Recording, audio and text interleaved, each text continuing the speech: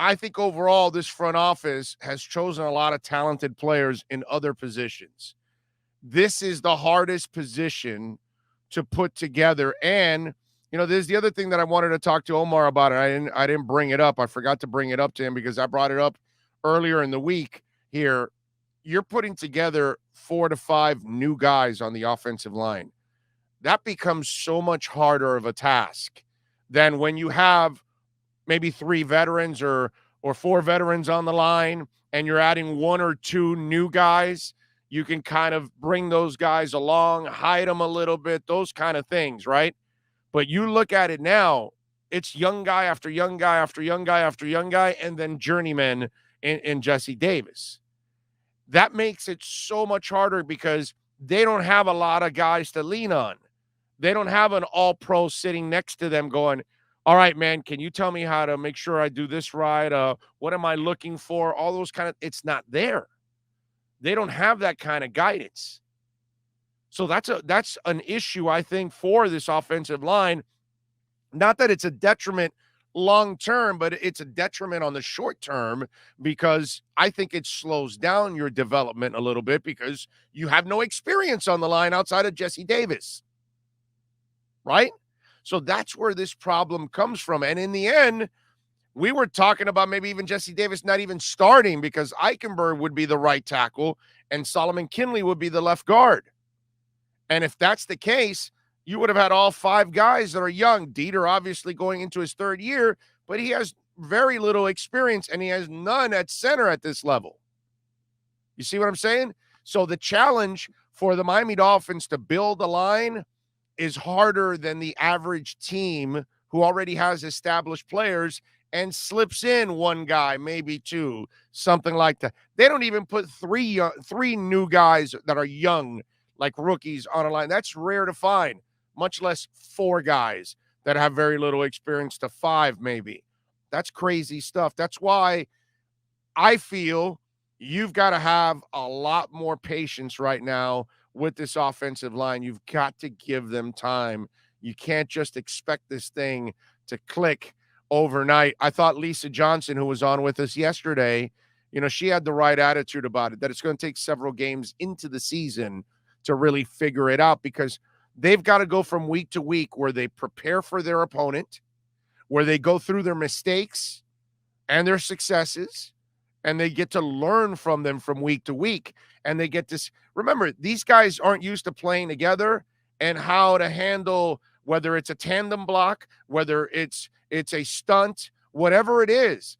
All of those things, they've got to see it over and over and over again so they have the feel of what they're supposed to do in those situations, and they don't get confused and they miss a guy and then he gets free to get after Tua. And what Omar was talking about, I agree, it's going to happen. There are moments where, the line is going to make a mistake, but I'm not there where he's kind of given up on them, that they're not good enough. Because I've watched linemen over the years that at the beginning of their career, they don't look good.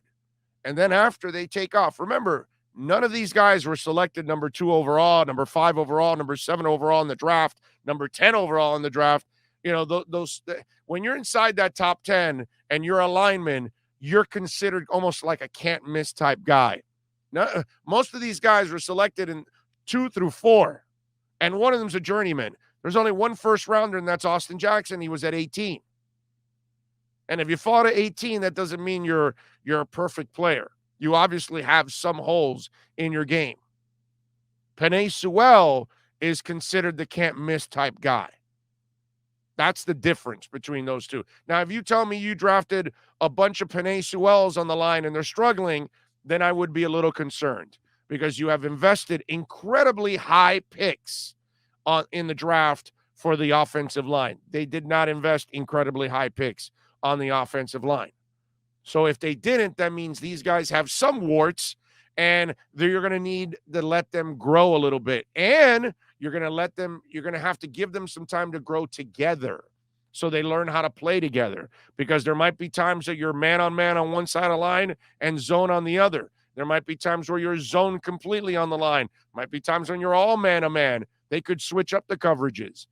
And then obviously the defenses switch up how they attack you.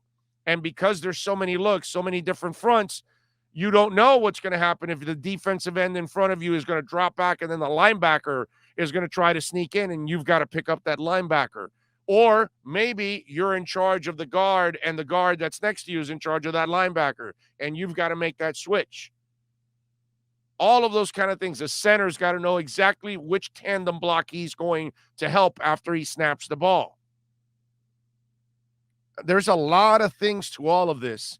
Leverage. These guys have to also get to the point where they're strong enough, and a lot of offensive linemen coming out of college, their bodies aren't developed to the point that they're up to the level of these grown-ass men.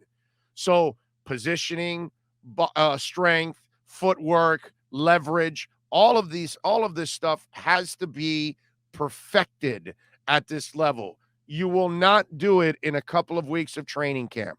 I'm sorry, folks. I hate to break it to you. I hate to disappoint you, but that's just not going to happen. It's going to happen if it happens, let me just say, if it happens, it's going to happen throughout the season. And I still have hope that throughout the season, this line will develop and become that much better. And then help two out and help the running game out. But I'm not ready to give up on them yet. I just can't do that, man. It's not fair. It really isn't.